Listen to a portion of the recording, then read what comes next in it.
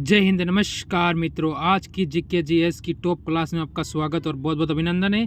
आज की इस क्लास को हम आगे बढ़ाने से पहले एक बार आप वीडियो को लाइक और शेयर कर दीजिए। देखते हैं 25 क्वेश्चन में से आपके कितने सही होंगे और कितने गलत। लास्ट में आप मेरे को कमेंट करके ज़रूर बताएंगे। इसी के साथ इस क्लास को हम आरंभ करते हैं। जो पहला क्वेश्चन आपके सामने है वो ये है कि विश्व पर्यावरण स्वास्थ्य दिवस प्रतिवर्ष किस तिथि को मनाया जाता है? तो 26 सितंबर को मनाया जाता है। अगला क्वेश्चन, किसने डाक कर्म योगी पोर्टल लॉन्च किया है? जो डाक विभाग का एक ई लर्निंग पोर्टल है। ठीक है, तो ये कौन सा है? इसका नाम क्या होगा? किसने किया था? श्री अश्विनी वैष्णव। ठीक है ना, ऑप्शन नंबर डी बिल्कुल सही होगा। अगला क्वेश्चन, भारतीय वायुसेना ने किस वर्ष तक विग 21 यानी विमान को बाहर करने की घोषणा कर दी गई है कि इस विमान को हम अब क्या कर देंगे? बान कर देंगे, सेवा निवृत्त कर देंगे। तो वो है 2025 तक। ठीक है, अगला क्वेश्चन, किस देश ने विंडो उपग्रह नेविगेशन प्रणाली लॉन्च की है? तो कौन सा देश है? ये पूछा आपसे, तो चीन ने। ठीक है, कोणार्क मंदिर का निर्माण किसने करवाया था? वो कौन सा शासक था जिसने कोणार्क मंदिर का निर्माण कराया था? तो वो था नरसिंहदेव प्रथम, यानी ऑप्शन नंबर बी सही होगा आपका इस क्वेश्चन का।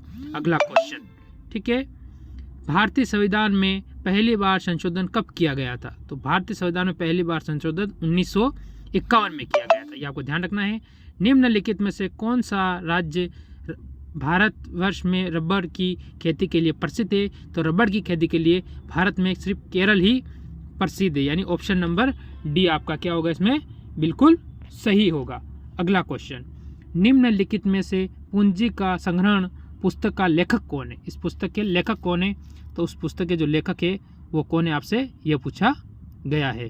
तो इसका नाम हुआ श्रीमती जॉर्ज रॉबिन्स। ठीक है, भारत का पहला संचालन उपग्रह, ठीक है, कहाँ से छोड़ा गया था? इस उपग्रह का नाम क्या है? IRNSS-1 कहाँ से छोड़ा गया था? वो हरिकोटा से छोड़ा गया था। ठीक है, धोवन सोडा का सूत्र क्या है? जो धोवन सोडा है उसका सूत्र पूछा है, उसका है Na2CO3। क्या सूत्र है? Na2CO3, ध्यान रखना। अगला क्वेश्चन, हीमोग्लोबिन में धातु तत्व होता है, उसमें कौन सा धातु तत्व होता है? तो उसमें होता है लोहा होता है। क्या होता है? लोहा होता है। थाल घाट और भोर घाट निम्न में से किस तट पर स्थित है? ये दोनों किस तट पर स्थित हैं ये आपको बताना है। ठीक है, ये है कोणार्क तट। पित्त का मुख्य कार्य क्या होता है? पित्त का जो मुख्य कार्य होता है वो क्या होता है आपसे पूछा गया है, तो वो होता है पाचन तथा शोषण हेतु वसा का इम्लसन करना। अगला क्वेश्चन, कौन सा कार्बोहाइड्रेट मोनोसेकराइड है? वो कौन सा है ये बताना है, तो ग्लूकोज। ठीक है ना। शिखा टनल किस खेल के लिए प्रसिद्ध है? ठीक है, तो किस खेल के लिए प्रसिद्ध है? तो तैराकी के लिए। अगला क्वेश्चन, हिमाचल प्रदेश की दूसरी राजधानी का नाम क्या है? तो उसकी दूसरी राजधानी का नाम है धर्मशाला। क्या नाम है? धर्मशाला।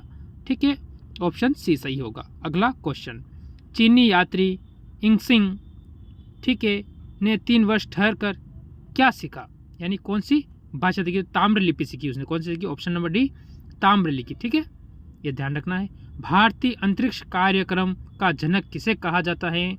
वो कहा जाता है विक्रम साराभाई को, यानी ऑप्शन बी सही होगा। अगला क्वेश्चन, जब ईस्ट इंडिया कंपनी का गठन हुआ तब उस समय भारत का मुगल बादशाह कौन था? उस समय मुगल बादशाह था अकबर। कौन था? अकबर मुगल बादशाह था। अगला क्वेश्चन, भारत के उच्चतम न्यायालय के न्यायाधीशों की संख्या में वृद्धि करने की शक्ति किसमें निहित है? वो है संसद। ठीक है ना, ऑप्शन बी आपका इसमें क्या होगा? एकदम सही उत्तर होगा। ये आपको याद रखना, क्या होगा? संसद। ठीक है ना। अगला क्वेश्चन, भारत में कोरोमंडल तट पर सर्वाधिक वर्षा होती है, वो होती है अक्टूबर और नवंबर में। ठीक है, ऑप्शन क्या होगा? डी बिल्कुल आपका इस क्वेश्चन के अंदर सही होगा। पृथ्वी अपने अक्ष पर घूमती है किधर से, कहाँ से, किस तरफ? ठीक है ना, तो ये घूमती है पश्चिम से पूर्व की ओर। ठीक है ना।